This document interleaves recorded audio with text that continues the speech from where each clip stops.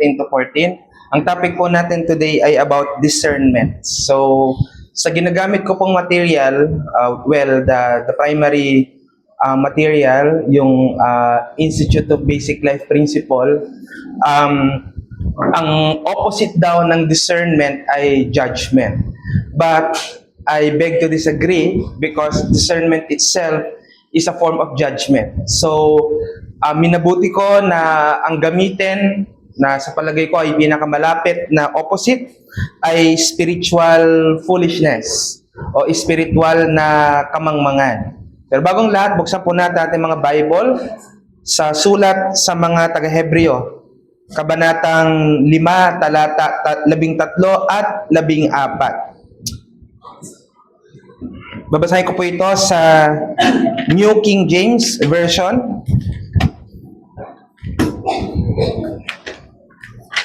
At ganito po ang ating mababasa. Hebrews chapter 5 verses 13 to damay na po natin yung verse 12 hanggang verse 14. For though by this time you ought to be teachers, you need someone to teach you again the first principles of the oracles of God. And you have come to need milk and not solid food. For everyone who partakes only of milk is unskilled in the word of righteousness, for he is a babe or baby. But solid food belongs to those who are of full age, that is, those who by reason of use have their senses exercised to discern both good and evil. So, meron pong mga nagsasuggest na mga Bible scholars na ito daw Book of Hebrews ay originally a sermon. So, pinrich. And then, dinocument or isinulat para maraming mga audience ang marating. At pagdating dito sa text na binasa natin, ito daw ay panandali ang pag-pause, pagtigil nung nagpipreach tungkol sa kanyang original subject na si Jesus Christ as high priest after the order of Melchizedek, at ang reason kung bakit siya tumigil pangsamantala sa kanyang pagtuturo o sa kanyang pangangaral ay dahil nakikita niya ang kanyang mga tagapakinig na dull of hearing. Ibig sabihin, hindi na nakakatiyaga o hindi na sila nakakatagal sa kanilang pakikinig. Nangyayari rin naman sa atin yan na kapag masyadong matagal ang sermon ay parang namamanhid yung ating pandinig at wala na tayong nakukuha o hindi na tayo nakakatiyaga sa pakikinig. At ganyan ang nangyari sa original na sermon ayon sa paniniwala dito sa sulat para sa mga taga-Hebreo. Ngunit yung verses 13 to 14 na binasa natin, pinapakita rito ng writer na mayroong contrast. Ibig sabihin, paghahambing o pagkakasalungat sa spiritually immature at saka sa spiritually mature. Bakit ko po sinasabing may spiritually? Kasi may mga tao hindi naman spiritual pero mature.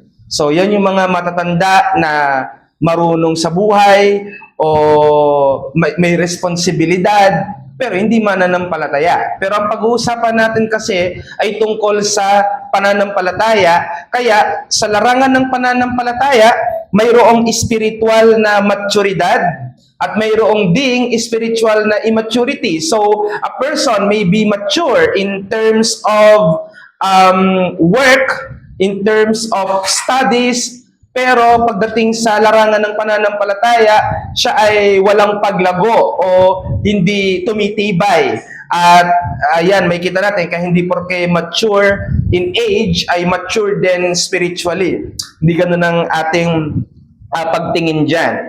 At bumanggit ang author ng Hebrews ng dalawang pagsasalungat. Una, ipinakita niya yung infants. At ang infants literally meaning sanggol, at ang sanggol alam natin ay wala pang kakayanan sa kahit anong bagay.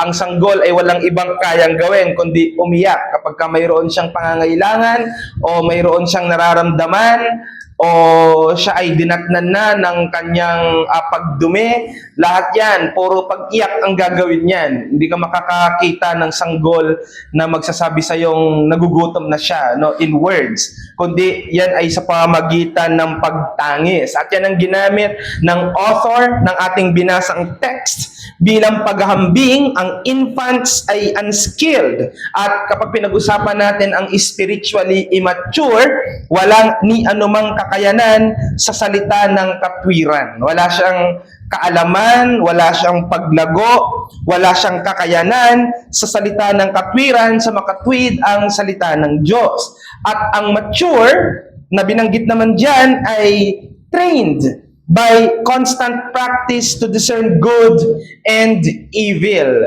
Ito naman, hindi lang knowledge, hindi lang yung natuto from Sunday school or natuto from preaching, kundi may pagsasanay. Kanya nga, kapag tayo ay nag-aaral every time ng Word of God, ang next na expectation dyan is for you to train yourself, na i-apply yung mga applicatories na binabanggit. At kapag tayo ay trained by constant, which means it must have consistency, we are practicing this, natututunan na natin yung discernment. Discernment ng alin? Ng mabuti at masama. Alam nyo, nung ako ay nasa elementary, akala ko ang good moral and right conduct ang pinakamadaling subject. Not until ako ay nag-high school at every time na meron kaming periodic exam and multiple choice, ang hirap sa values education is that ang kailangang sagot mo ay yung best answer. Kasi sometimes, sa dami ng options, you know all of them are good. But kapag ang question is, which is the best, dyan tayo nagkakaroon ng dilema at pagkakalito. Kaya sa usapin ng spiritual maturity, ang pinagpipilian natin hindi lamang good and or evil, kundi good, better, and best. And as spiritually mature, kailangan we always select the best one. So the contextual principles that we can acquire from these texts that we read, number one, ang discernment ay marka ng spiritual na paglago or maturity. Hindi lang intelligence. Kasi syempre, maraming tao, maraming Kristiyano, intelligent kasi marami siyang libro sa kanyang library. Marami siyang e-book sa kanyang e-library. Marami siyang mga natututunan. Lagi siyang laman ng Sunday school, ng mga Bible studies. So marami siyang acquired knowledge. However, hindi yun ang sukatan ng spiritual maturity, kundi yung exercise of discernment pa rin. So, discerning ba itong Kristiyano na ito? Nakakaalam ba to ng mabuti at masama? Yun pa rin ang pinag-uusapan dyan. Dahil kahit gaano ka matalino, ngunit kung tayo ay inosente o ignorante sa kung ano ang mabuti at masama, ay nadadaya pa rin tayo. Ayan ang madalas natin nakikita. Ikalawa, ang discernment ay pinoforma ng banal na salita ng Diyos o ang ginamit na pananalita ng author ay the word of righteousness. So, ibig sabihin, ang framework na kung saan ay pinagbabatayan natin para malaman natin ang standard ng good or evil ay ang salita ng Diyos. Remember, brethren, though we always say that all of us have conscience, and conscience is a universal, innate in nature sa bawat tao, pero tandaan natin na ang conscience ay nakokorrupt. Ang conscience ay nadidiktahan at kung minsan ang conscience ay nasisir. At kapag nangyari ito, lumalabo ang lente ng moralidad sa isang tao. Kaya ang kagandahan ng salita ng Diyos, ang salita ng Diyos ang written document para palinawin ang basihan ng mabuti at masama o moralidad. Kaya hindi na dapat malilito ang isang Kristiyano sa kung ano ba ang mabuti at masama sapagkat mayroon kang written document. At yung written document, hindi ito kagaya ng unang panahon na kapag narinig nila nagsalita si Moises at absent sila, wala na silang napakinggan. Ang kagandahan sa written document is nakasulat. Kaya kahit saan ka man, kahit kailan man, pag binuksan mo ito, kumpleto ang materyales na pwede mong paghanguan. Kaya marami nagsasabi, mas mapalad yung mga tao na nakakarinig mismo ng salita ng Diyos at ng propeta. Ang hindi naunawaan ng mga taong ito, mas greater ang ating privilege because we already have the whole counsel of the will of God written in scriptures, which they didn't have back then. Kaya, pagdating sa discernment or spiritual discernment, ang basihan ay ang salita ng Diyos. At ikatlo, ang discernment nangangailangan ng habitual practice. Pag sinabi natin habitual practice, yung lagi mong ginagawa. Alam nyo, ang tao ay ang skills na meron tayo, hindi innate, pinag-aaralan. At kapag sinanay natin ang sarili natin, lalo na tayong gumagaling. Hindi ko alam kung natatandaan nyo nung kayo ay 5 years old, gaano kahirap sa inyo ang isulat ang pangalan nyo. Nung tayo ay tinuruan ng ating mga nanay, magulang, lola o lolo, kung paano isulat ang mismo mong pangalan, nagsisimula ka sa lumalagpas ka sa linya, o kaya naman nagkukulang ka ng letra, o kaya ginagawa mong capital, yung dapat na lowercase. Yun ang pinakamahirap sa atin ng panahon na yon. Ang isulat ang ating sariling mga pangalan.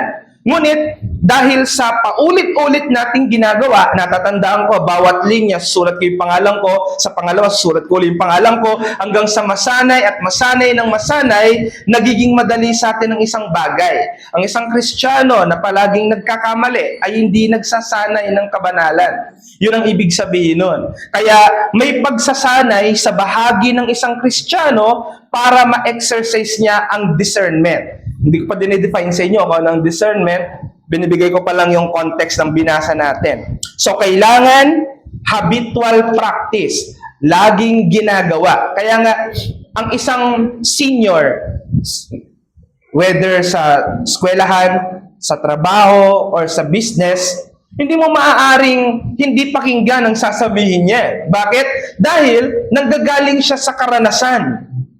Kaya kapag nagsabi yan na kapag ginawa mo yan, malilintikan ka, hindi mo pwedeng ipagsawalang bahala yon. Bakit? Nanggagaling siya sa karanasan. Kaya kapag yon ay hindi mo sinunod, syempre, guilty ka nang hindi ka discerning. Hindi ka marunong humusga ng mga nangyayari sa paligid mo. Ang isang taong walang discernment, wala siyang kaalam-alam sa nangyayari sa paligid niya. Wala siyang kaalam-alam na may gulo na. Wala siyang kaalam-alam na siya na yung pinag-uusapan. Napaka-clueless niya, sa madaling salita. So, sana hindi tayo ganong Kristiyano, no? Bagamat sasabihin natin, hindi naman kasalanan yon, pero we have the Bible, we have the material. Kapag hindi tayo alert sa paligid natin, hindi natin nahahatulan kung saan papunta ang nangyayari sa paligid natin, then sin yon ng kawalan ng discernment.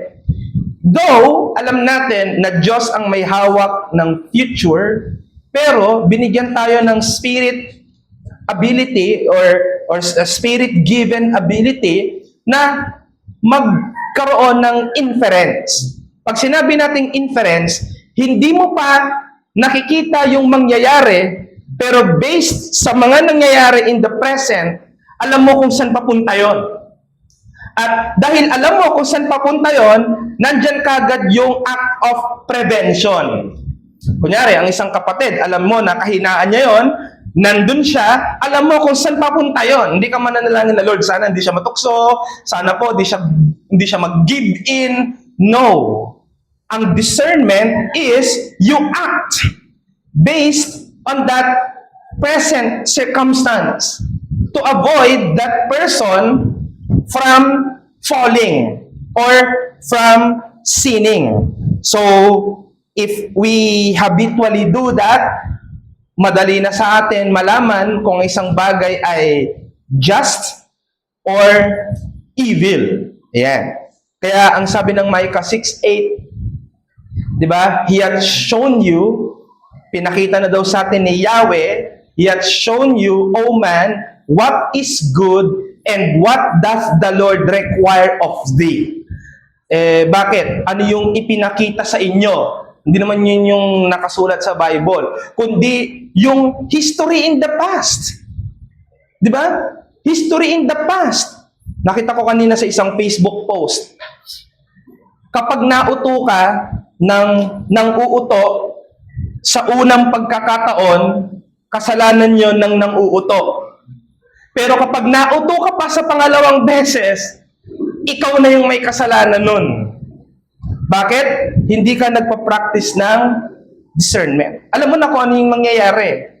Nakita mo na in the past, ganito yung mangyayari.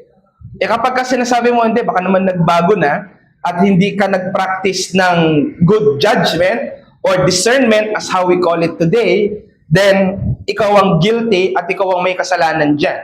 Kaya hindi mo na pwede. Kunyari, alam mong scammer, bumili ka isang beses, o pinagbigyan ka, o kunyari sinabi ng Gcash, sige, o may pinarepand namin. Bumili ka sa parehong seller, the next time, hindi ka na i-refund. Hindi ka na nila pagbibigyan.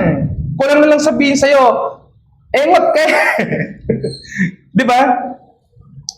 Alam mo na kung anong nangyari, sumigi ka pa rin. Alright? So, kagaya ng isang Kristiyano na napatunayan mo ng hindi maganda o napapahamak ka, pero dinidiktahan ka pa rin ng puso mo na dun ka pa rin.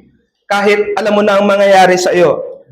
Ikaapat, ang discernment ay moral at spiritual. Hindi lang ito doctrinal. Kaya, again, may place yung doctrine sa church. May place yung doctrine sa Christian lives.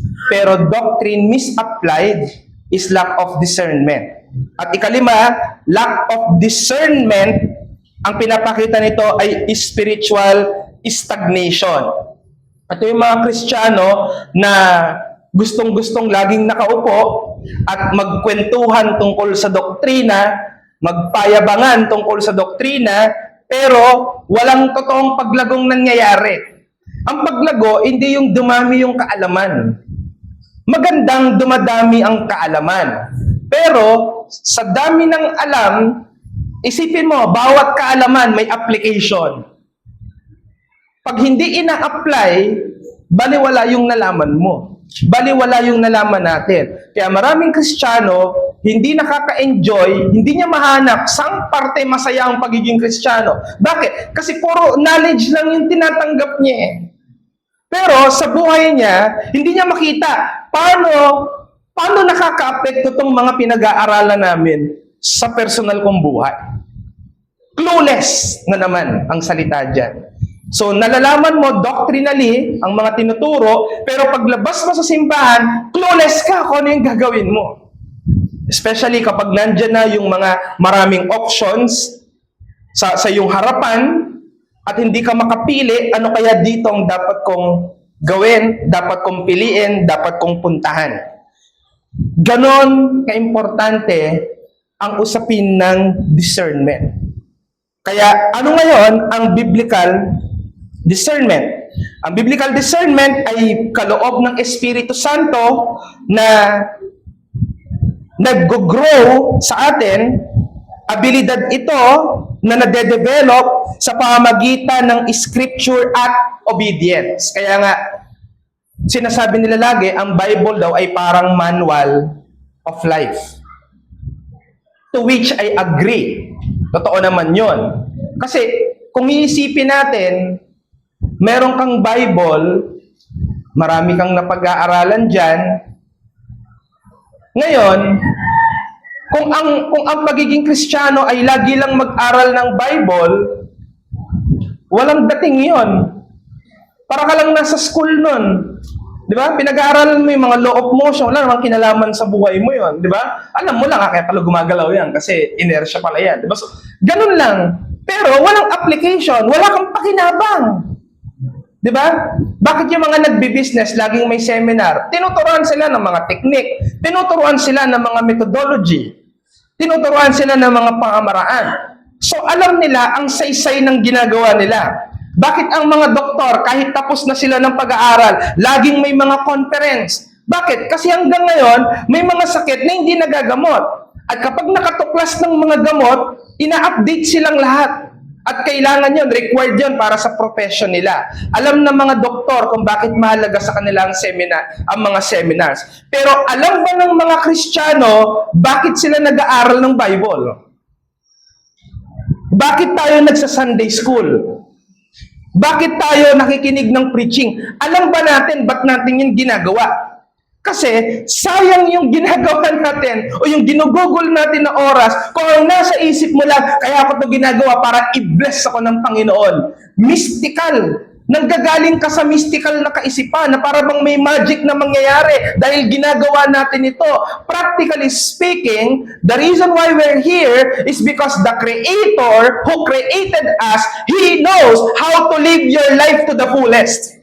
At ang Bible ang nagsasabi niyan sa atin. At kapag sinabi ng scriptures, this is how you live, at pinapakinggan natin sa Sunday school, sa preaching, sa Bible study, the next thing to do para maging totoo yan sa'yo, obedience. Kaya, scripture plus obedience. At ang magiging epekto niyan, rightly distinguish and choose good over evil as a mark of Christian maturity. Kapag ang isang Kristiyano ay pumalpak, at alam ko nangyayari yan sa atin lagi. Hindi ba ang lagi nating nire-review, alin yung ginawa kong mali? Laging yun yung tanong natin eh. Ano yung ginawa? Saan ako nagkamali?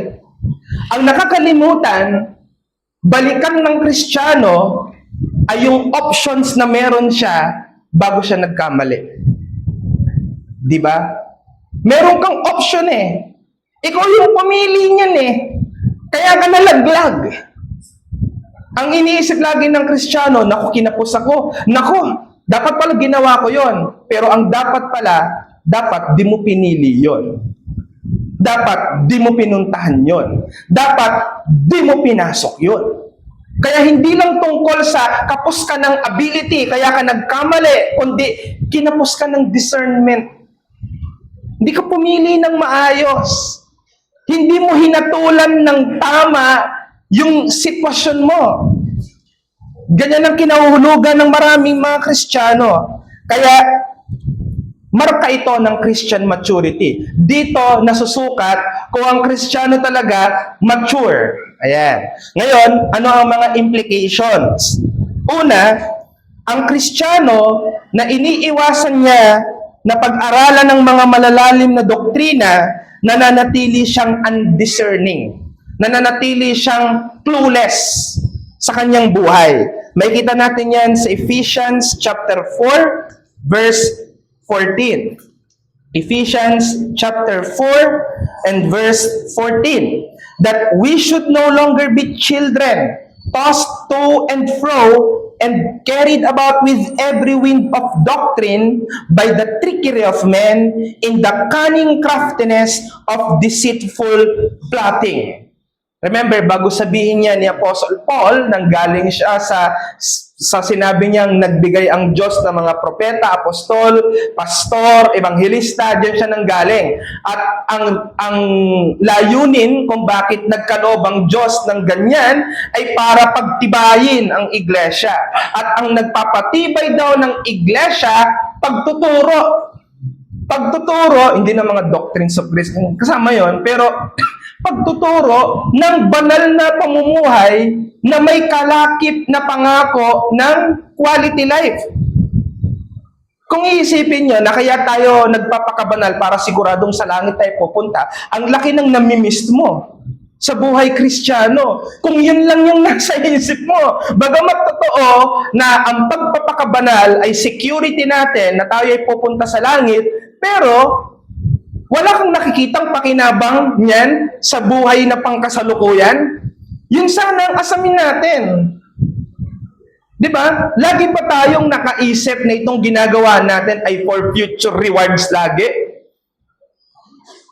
Marami tayong nababasa sa Bible na ang pagsunod sa Diyos, ang pangako ay pangkasalukuyan eh. 'Di ba? Nakikita kaya natin yung pakinabang ng banal na pamumuhay? Ano ang gagawin nito sa atin ngayon? Hindi bukas, hindi kapag mamamatay. Ngayon. Kaya maraming Kristiyano, clueless, hindi niya alam pagpapala na yung nangyayari sa kanya, hindi niya alam pinapalo na siya, hindi niya alam pinaparusahan na siya, wala siyang kalam-alam. Bakit? Kasi hindi niya siniseryoso ang Kristiyanong pamumuhay. Kaya nga sabi ko, pwedeng mature ka sa ibang bagay, pero iba pa rin ang usaping espiritual.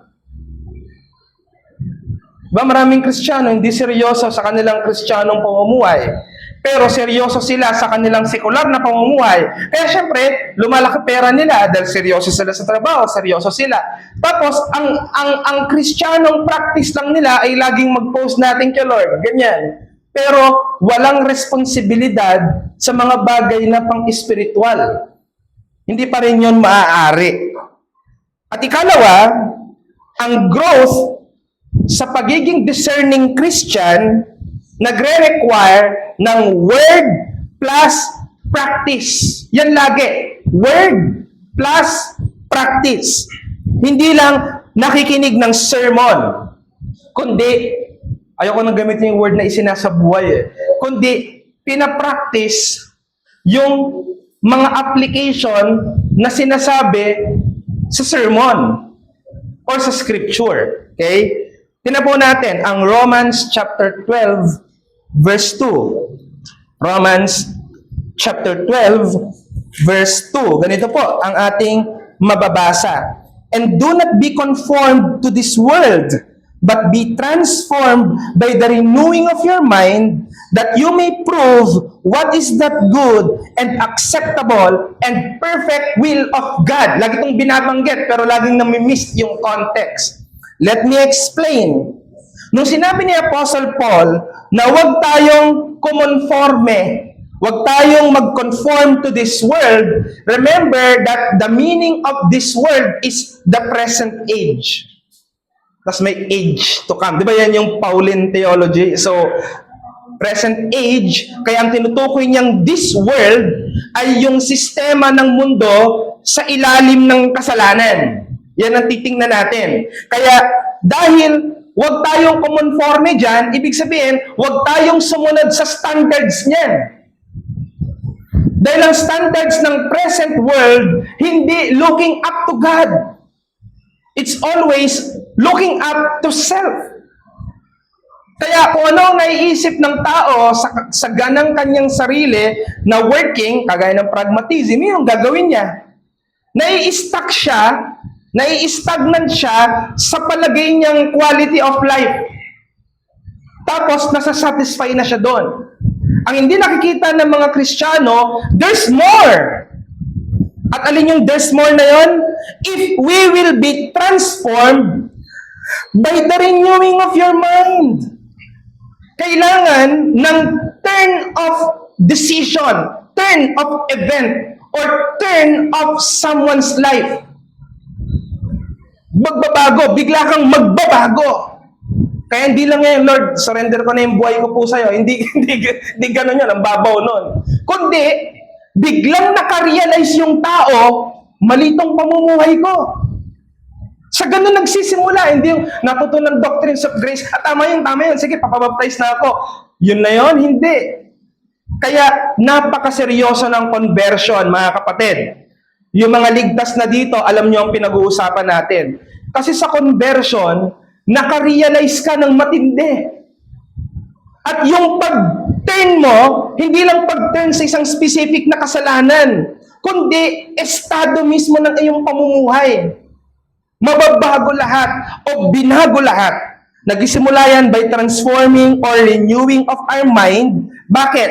Dahil kapag ka nagdesisyon na tayo, na-realize na natin, na-convert na tayo, nagpa-conform na tayo, not to this world, but by the scriptures, tsaka pa lang daw alin, mapapatunayan that you may prove What is that good and acceptable and perfect will of God? Kaya hindi yan natutunan kayong doktrina. Oo, totoo yan. Totoo talaga yan kasi Bible yan. Ang sabi dito, napapatunayan kapag nirenew mo yung mind mo. Kapag na-convert ka. Kapag nag-conform ka na, not to this world, but by scriptures. Kasi ang sunod mong gagawin, ipapamuhay mo yung bago mong perspective.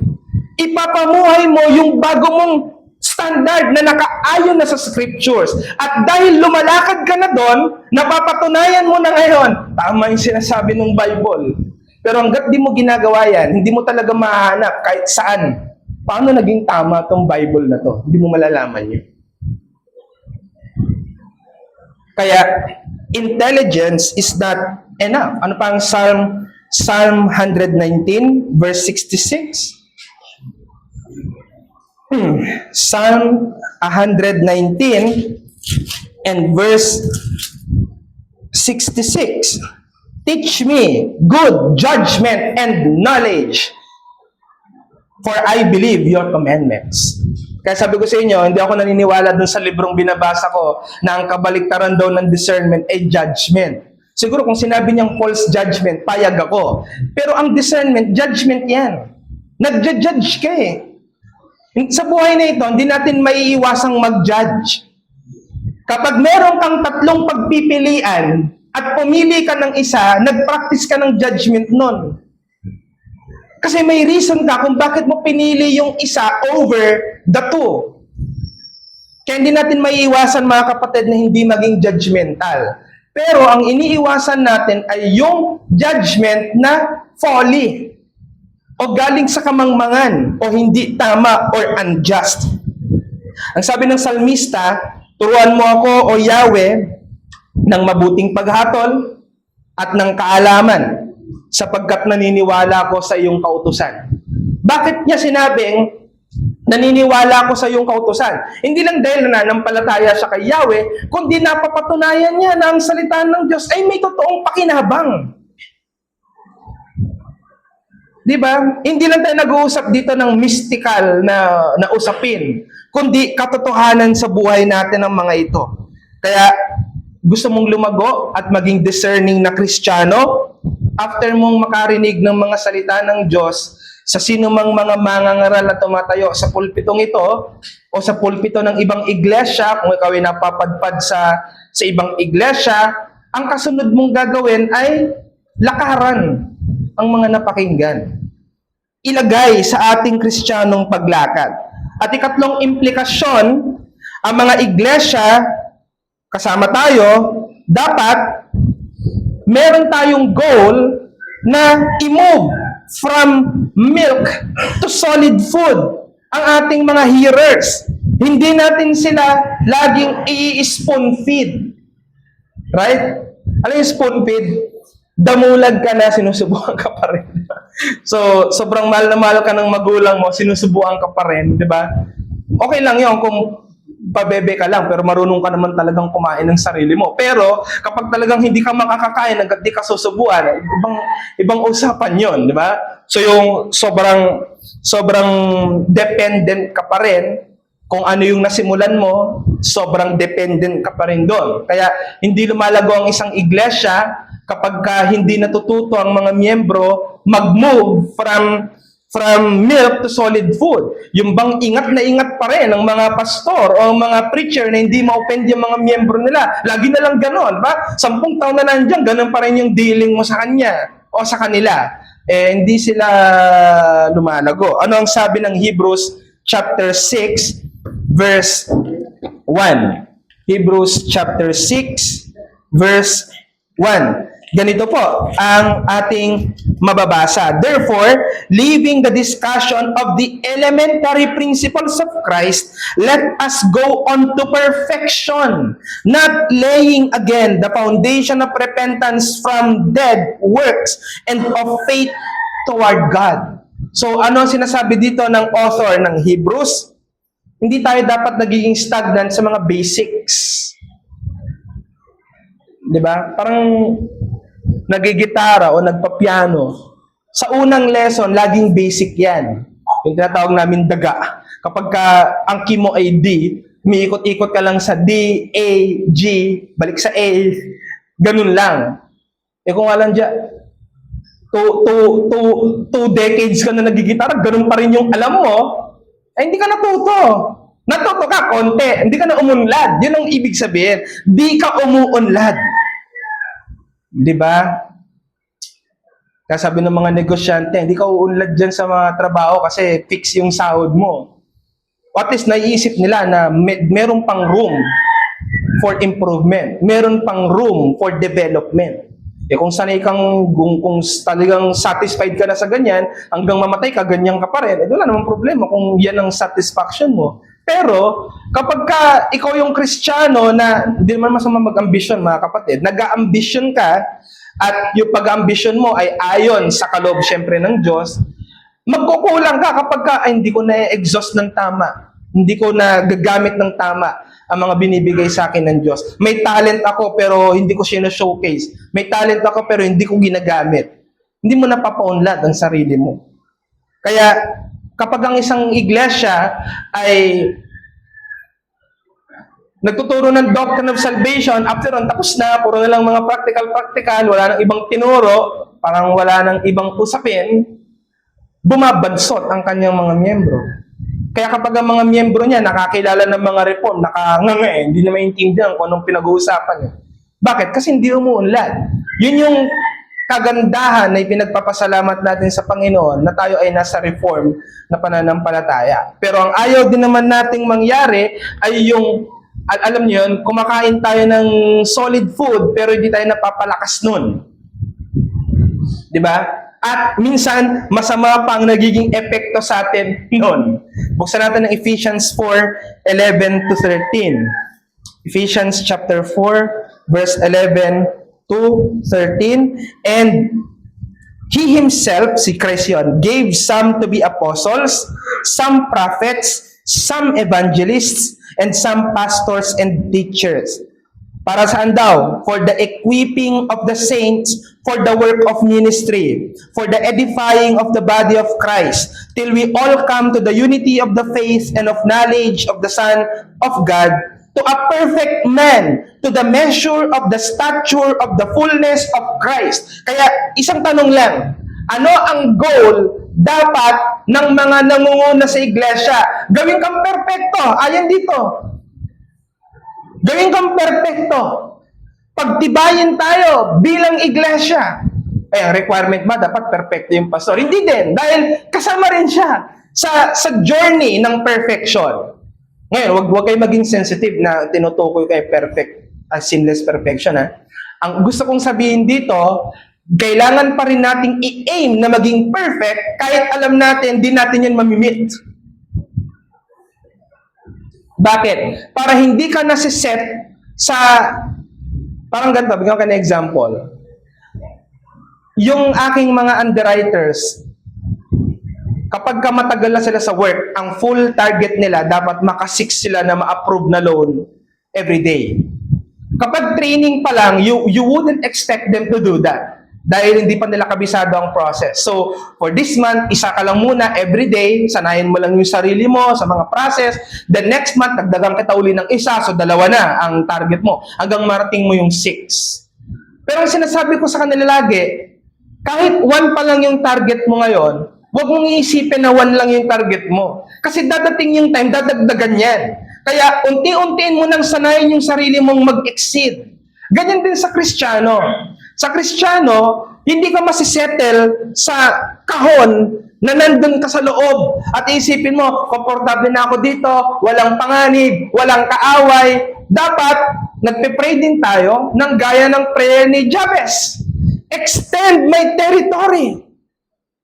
So ano dapat ang aim ng isang Kristiyano? Nag-a-ambition dapat ang isang Kristiyano na umunlad.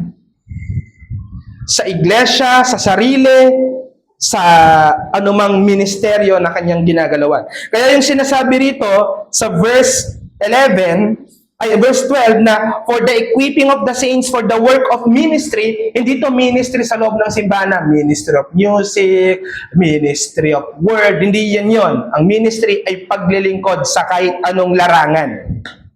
Kaya kung ikaw ay hindi naman worker ng church, pero ikaw ay halimbawa, huwarang trabahador sa kumpanya, ministry mo yon. Dahil ginagawa mo yan para sa Panginoon, ministry pa rin yon. Kaya nakaka-apekto yung naririnig mo dito sa nagiging buhay mo sa labas. Hindi lang ito laging pang church.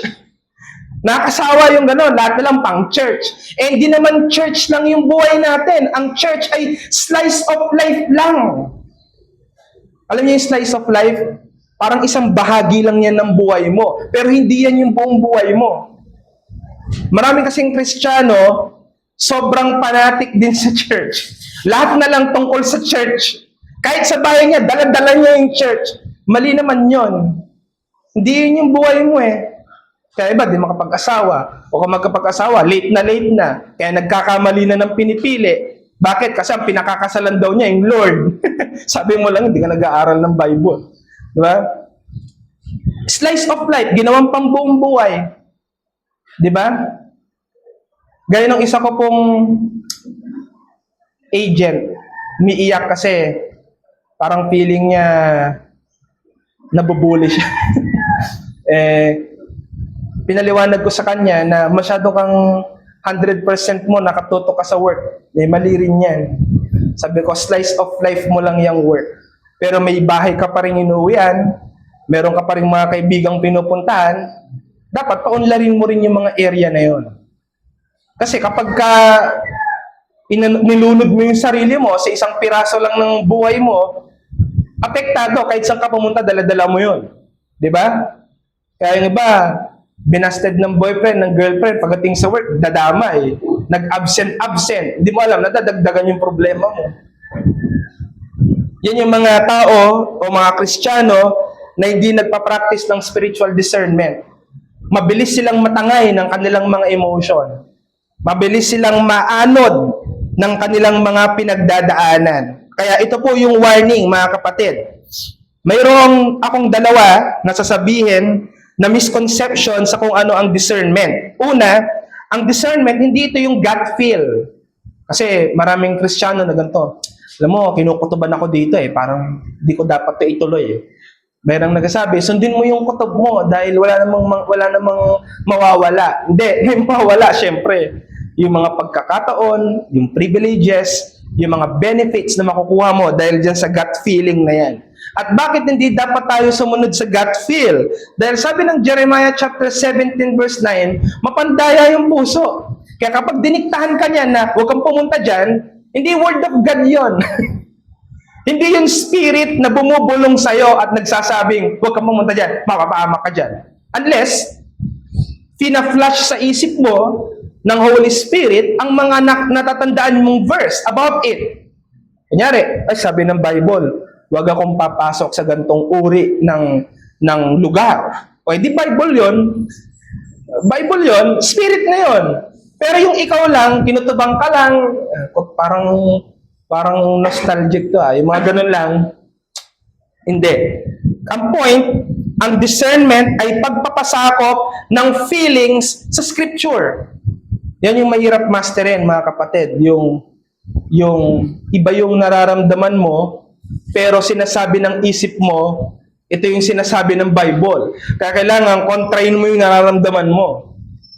Kunyari, may iba kang nararamdaman dahil sa pagkamakasalanan mo o sa mortal body mo. Pero malinaw sa isip mo, ito yung sabi ng scripture. Paano mo ngayon pagre-reconcile? Di ba? Ayoko na magbigay ng example, pero nangyayari yan. Kunyari, pagdating sa mga pagdidesisyon, sinasabi, dinidikta sa'yo ng sarili mo, sayang to kapag hindi ko to sinunggaban. Hindi ko to ginrab. Pero sabi ng scripture, mali yan. Hindi yan yung tamang timing. Hindi ka dapat nandyan. Doon tayo nagkakaroon ng dilema. At ang mananaig dito ay magpapasakop ka ba sa scripture o makikinig ka sa sarili mo? Huwag mong sisisihin si Satanas, walang kinalaman yon. Ikaw lang. At ang salita ng Diyos ang pinag-uusapan dito. Saan ka magsasubmit? Pero ang discernment, ganito ang ginagawa, mga kapatid. Tinuturuan tayong ipasubmit yung feelings natin sa standards ng Scripture. Kaya nga sabi, pati ang pagmamahal ay may training. Maaring ngayon, di mo gusto yan, pero sabi ng Scripture, kailangan mahalin mo yan, tinuturuan mo yung sarili mong mahalin yon. Hanggang sa maging habit, hanggang sa maging natural na rin sa'yo. Hindi yun mystical na, oy, pag Kristiyano ako, automatic, dapat mahal mo to, dapat gusto mo to. May training pa rin yan. Kaya hindi masamang magsabi sa kapatid, kapatid, yamot talaga ako sa'yo, pero tinuturuan ako ng Scripture at ng Espiritong maling kita. Kaya, ano ka, makikooperate ka. So, isa pa, hindi dapat nito nare-replace yung Scripture. Hindi nare-replace ng feelings ang Scripture. Kaya ang nagiging tendency ng Kristiyano, ganito, kapag alam niyang mali ang ginagawa niya, dahil maliwanag sa kanyang Scripture, ganito nagiging paliwanag niya. Naiintindihan naman ako ng Lord. Alam naman ng Lord na mahina ako eh. Ganyan na yung nagiging pangangatwiran. Pero, hindi yun reckoned, hindi yun counted.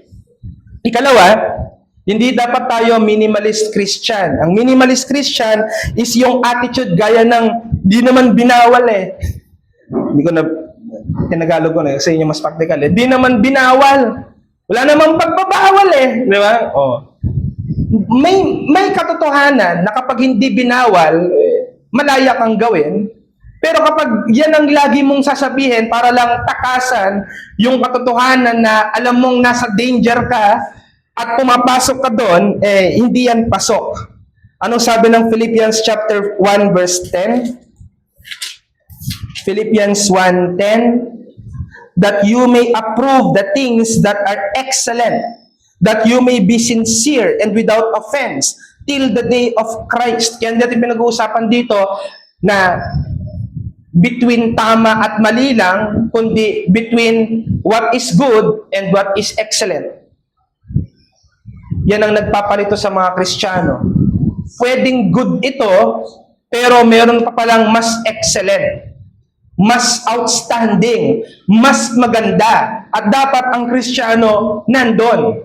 At ano ang kadugtong nito? Sa Philippians chapter 4 verse 8 na pinipreach ng madami. Finally, brethren, whatsoever things are true, whatsoever things are noble, whatsoever things are just, whatsoever things are pure, whatsoever things are lovely, whatsoever things are of good report or good testimony, if there is any virtue and if there is anything worthy of praise, meditate on these things. So ang pag-practice pala ng discernment, mga kapatid, ay every area of life, choose what is excellent. Doon tayo lagi sa excellent. Huwag tayong masettle sa, okay na to, yung pagiging payak, okay na to. Okay ngayon, pero hindi okay everyday. Dapat umunlad. Kaya nga pag-aaral, grade 1, grade 2, grade 3, kasi depende sa level ng comprehension mo, ang pwedeng ipasok sa utak mo. Ngayon, kapag ka lumalawak na ng lumalawak, yung kakayanan mong mag-acquire ng knowledge, mas bumibigat yung ating pinag-aaralan. Ganun din sa Kristyanismo. Habang umuunlad yung ating kaalaman, mas lumalawak yung responsibilidad natin at mas lumalawak yung maturity natin sa bawat area ng ating buhay. Kaya binigyan tayo mga kapatid ng espiritu na maalaman kung ano ang pleasing sa Diyos. Kaya ang point, ang totoong discernment, pinopursue yung excellent, hindi lang dun sa permissible. Diba? Sinabi sa'yo, ganito gawin mo, talagang saktong-sakto ang ginawa mo. Maganda. Pero, sa usapin ng Christian maturity, lagi natin pinipili yung excellent. Or, nag-exceed tayo ng expectation. Kaya, this is my challenge to everyone. Matutunan nating hatulan ang bawat sitwasyon sa buhay ayon sa karunungan ng salita ng Diyos. Maaring alam mo, base sa mga napag-aralan mo, sa kung ano man, kung ano ang nagwo-work sa sitwasyon na yon, pero willing ba tayong magpasakop sa kung ano ang sinasabi ng Word of God na magwo-work? Kahit hindi napapatunayan ng logic sa isip mo, kahit hindi mo pa nasubukan, dahil ang Kristiyanong discernment, lagi yang hinahatulan ng lahat ng bagay ayon sa karunungan ng salita ng Diyos. Nalangin tayo. Papasalamat kami, Panginoon, sapagkat panibagong aralin ang aming pong naidagdag sa linggong ito. Dalangin ko po, Panginoon, na hindi manatili ang mga prinsipyong ito sa memorya lang namin, kundi makita namin ang mga pakinabang nito sa amin pong praktikal na pamumuhay upang mapatunayan namin kung ano ang perfect will mo sa buhay po namin. Dahil na-realize lamang namin ang worst ng mga prinsipyo ng iyong salita kapag nagsisimula na namin itong ma-apply sa aming mga buhay. Kaya tulungan niyo po kami, Panginoon, sa pamamagitan ng Santo Espiritu na malakaran ang mga magagandang prinsipyo ng salita. Matuto kami sa mga itinuturo nito at mas makinabang kami sa mga ipinapangako po nito. Kaya kung mayroon man sa amin na hanggang ngayon ay nagkakaroon ng panlalaban sa sariling pagpasya versus sa pagpapasya ng salita mo, nawa manaig ang aming pong pagpapasakop ng aming emosyon, intelihensya, bulisyon sa karunungan po ng iyong salita. Sapagkat alam po namin na kapos ang aming kaalaman at hindi namin lubos na napapatunayan na sa kitid ng mga taon na aming ipinamuhay, kung ito na po ba ang best version ng aming mga sarili. Pero tinuturuan kami ng iyong salita, Panginoon, na there's more. There's more. At kailangan lamang po namin na magpasakop sa pagpapasya ng iyong salita na napatunayan na sa kasaysayan na totoo, worth it, at talagang may malaking pakinabang sa pamumuhay. Kaya mula sa araw na to, Panginoon, ay iahon nyo kami sa immaturity at matrain namin ang aming mga sarili sa pamamagitan ng Espiritu Santo na sa lahat ng aming mga pagdedesisyon ay lagi po kami bumabalik sa iyong salita para malaman namin kung ano ang tama at mas higit na tama. Salamat po, O Diyos, sa pangalan ni Jesus. Amen. Questions? Insights? Testimony?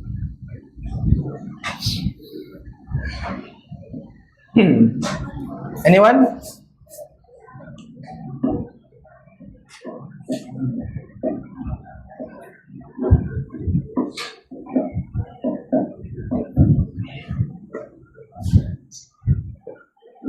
Mga tanong, paglilinaw, objection.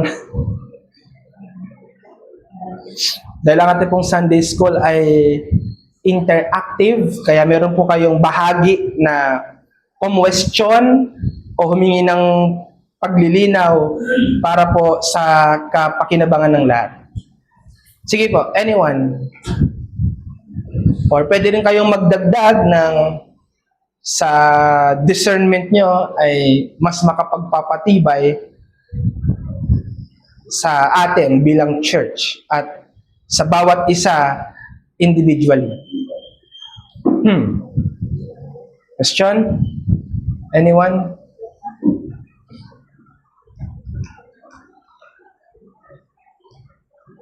Crystal? How can we define po ba the word doctrine? What do we mean by that? Doctrine is hindi ka settled sa basic lang. Yung basic, yung parang, okay, what is grace? Dinefine mo yung grace. Basic yon. Pero, alamin mo ang gamit ng word na grace sa buong scripture, ang mga naging application niya sa bawat dispensations. Pag sinabi kong dispensation, mga kapanahunan sa Biblia, mas makikita mo kung gaano lumalawak yung application ng grace sa pamumuhay sa mundong ito. Kaya hindi tayo yung para bang tinuro ng teacher, what is this? Tapos dinefine sa'yo, basic yon. So, natutunan mo kung ano yon. Pero ang deep ay yung detalye pa, mas malalim pa na detalye tungkol sa, para bang breakdown. Kunyari, magkano po yung utang ko? O, sinabi sa'yo, 1,000. Pag hiningi mo, ano yung breakdown? Doon na sasabihin sa'yo, bakit 1,000 yung utang mo? Nandun yung date, kung kailan ka umuutang, ano yung na-purchase mo, lahat. So, yun yung lalim. Yun yung lalim. Kumbaga, yung surface, meron ka ng idea tungkol sa isang bagay, pero pag lumalim ka pa, yun ang magbibigay sa'yo ng detalye nung nakikita mo. Right? So, yun yung deep doctrine. Kaya hindi yan tungkol lang sa systematic theology, kundi any subject in scriptures na mas pinagtuunan mo ng pansin, inalam mo lahat ng verse tungkol sa bagay na yon, tiningnan mo kung paano siya ginamit. Yung sinasabi ni Pastor Noel, yung time is yung original na context niyan. Next, yung timeless truth, yung katotohanan dun sa text na yon na hanggang ngayon ay totoo pa rin, yun yung timeless truth, at yung timely, yung katotohanan na dapat mong malaman ngayon.